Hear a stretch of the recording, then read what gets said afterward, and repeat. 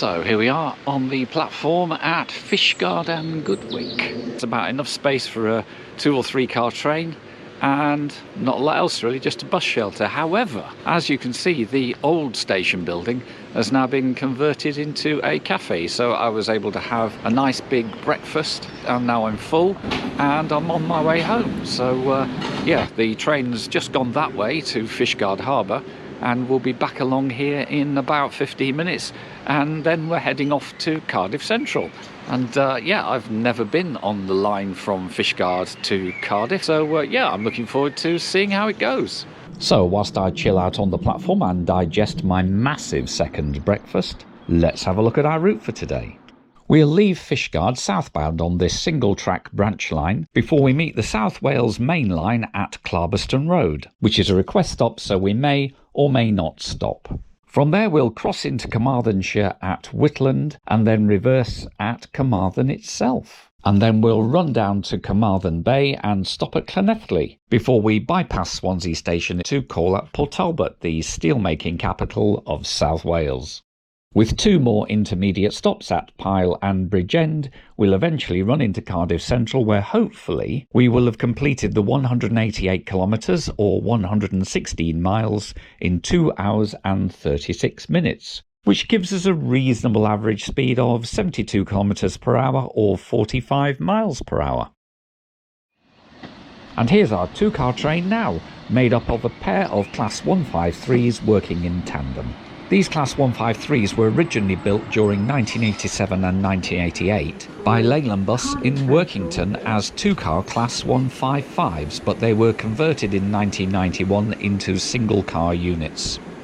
And as you'd expect, it's standard class throughout, and it has a nice mix of table and airline seating. The train has to travel southbound on the single-track Fishguard branch line until we meet the South Wales main line at Carmarthen Road. April is certainly a lovely time for all the hawthorn and other blossoms that are by the trackside. Well, our 153 is going pretty well, and I suspect it has this single-track section all to itself. These 153s are very much like Class 150s, but they are for more rural services, so they only have doors at the vestibule ends. And here's the South Wales main line joining us from Milford Haven to the south. Here, although I didn't get it on camera, I think our driver returned the single line token to the Carmarthen Road Junction signal box. As Carmarthen Road is a request stop, we slow down, but we have no need to stop today, and soon we're back to watching the Pembrokeshire countryside whizzing past.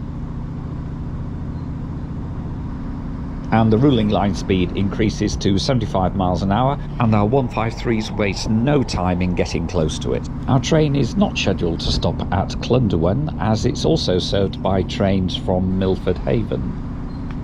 And the rural nature of this section is somewhat reflected by the very light loading inside the coach. And as we leave Pembrokeshire and enter Carmarthenshire, we're joined by the 3rd Pembrokeshire branch line, the one that leads to Tenby and Pembroke Dock. Whitland has a long history with the dairy industry, and with the coming of the railway it used to ship its milk directly to London. The last dairy closed here in 1994.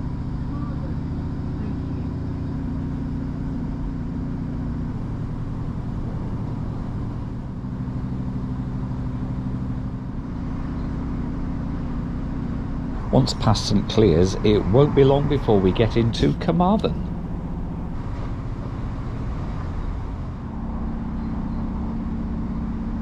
As we approach Carmarthen, we get to cross the River Towie on the Grade 2 listed White Bridge, which is a rare example of what is known as a bascule bridge, designed to lift to let the boats pass, although it hasn't lifted for many years.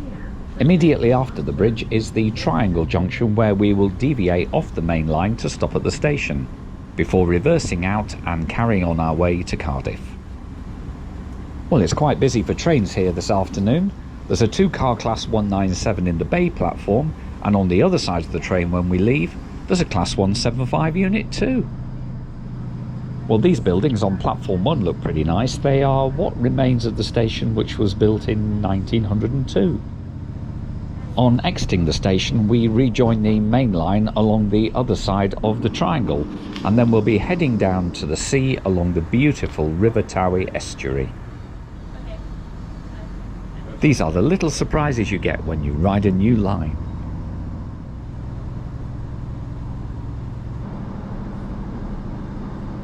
Well, I love a good estuary, and this one does not disappoint.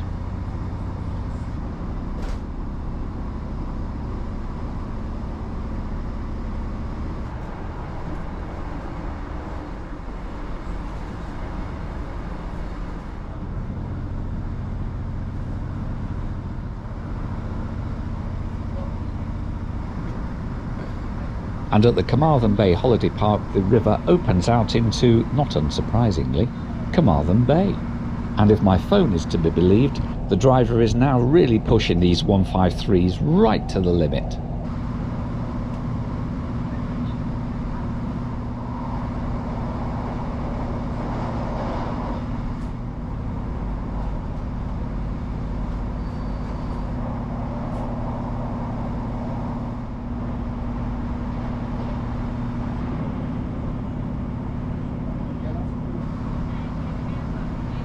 After Buryport, we are right on the shoreline of the very wide Lougher estuary.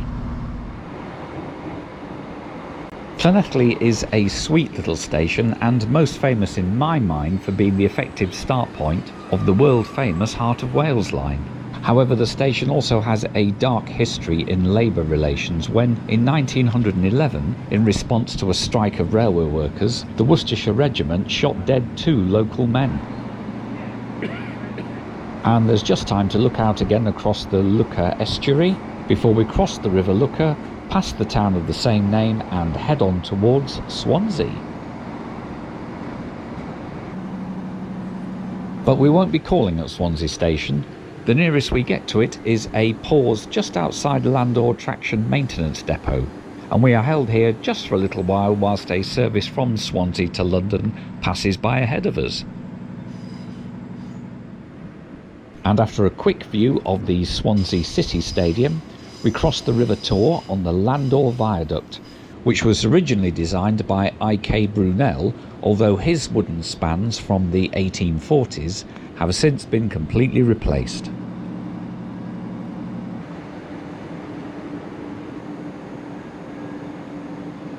Once across the River Neath, we pass slowly through Neath Station.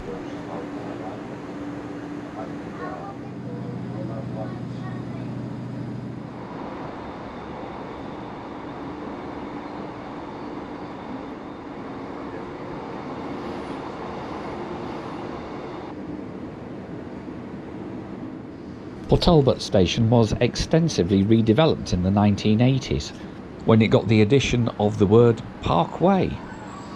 Down at platform level it still looks pretty 1980s, although as we pull out you can see evidence of the concourse and overbridge rebuild that was opened in 2016. What I remember as the old British Steelworks is now Tassa Steel at Port Talbot. And Margam Knuckle Yard handles the annual distribution by rail of around 3.5 million tonnes of steel products. Pyle Junction Station was closed in 1964 as part of the beaching cuts, but a replacement station was built 800 metres to the west of the original station, and it reopened 30 years later in 1994.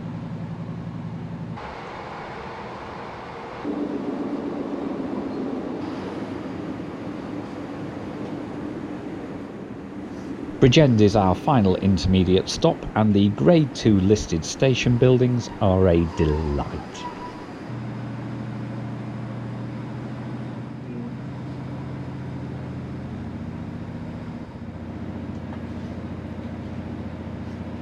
On the subject of ticket price, I was riding on a SailRail combined ticket from Rosslare in Ireland over to any UK station, which was a competitively priced £54.90 or €63.50 for the whole journey.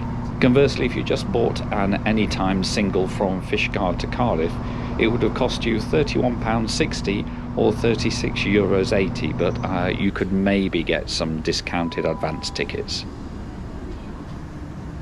There's just time for a bit of train spotting as we pass Cardiff Canton Traction Maintenance Depot before we slide into Cardiff Central spot on time at 15:26. And that's it. Our pair of 153s has brought us here without incident, and actually, considering it's quite a rural line for much of the journey, they did a pretty good job. Oh, that was a really nice little run. I didn't really have any expectations, either good nor bad, about what was going to happen, and yeah, it was really beautiful, wasn't it? And the little Class 53s barrelled along pretty quick. Anyway, so as you can see, Cardiff Central, and what's the time now? Time's 20 to 4. I'm on the 4 o'clock train and I'm on my way back to Devon, and so I will leave you here and wish you all the best. So if you've enjoyed this video, then do give it a like and consider subscribing to the channel, as I release a video every Friday and sometimes on a Monday as well. Yeah, so if you've enjoyed it, then do subscribe to the channel. But in the meantime, here we are at Cardiff Central. I'll wish you goodbye and thank you very much for watching.